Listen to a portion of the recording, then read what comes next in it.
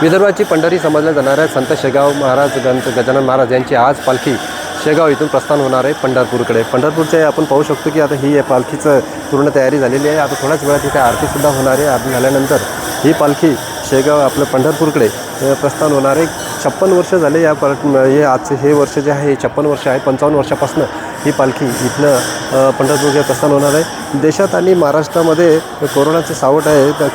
प्रत्येक ठिकाणी कोरोनाचे रुग्णसुद्धा सापडत आहेत आणि जे कोरोनाचा उद्रेकसुद्धा होताना दिसत आहे. मात्र त्याच कोरोनाच्या सावटाखाली ही आता शेगावची संत गजानन महाराजांची पालखी ही पंढरपूरकडे प्रस्थान करत आहे. 6 जुलैला ही पालखी तिथे पंढरपूरला पोहोचणार आहे आणि 750 वारकरी यामध्ये सहभागी होणारे 750 वारकरीच्या समवेत ही पालखी इथनं शेगाववरून आता थोड्याच वेळात पंढरपूरकडे प्रस्थान होईल आणि पूर्ण पायी प्रवास करून हे पंढरपूरला 6 जुलैला पंढरपूरमध्ये पोहोचेल. एका दिवशी आषाढी नखोपोटे यात्रेमध्ये पंढरपूरच्या यात्रेमध्ये समावेश होईल आणि त्यानंतर तिथनं पुन्हा परतीचा मार्ग येईल. पण आता आज ही पालखी शेगावपासून ही पंढरपूरकडे जाण्यास तयार झालेली आहे. कॅमेरामॅन सुनील मरुस्वामी, संजय जाधव, साम TV, बुलढाणा, शेगाव.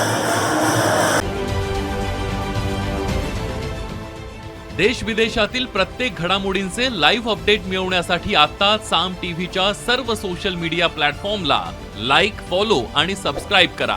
तसंच सर्व नोटिफिकेशनसाठी बेल आयकॉन प्रेस करायला विसरू नका.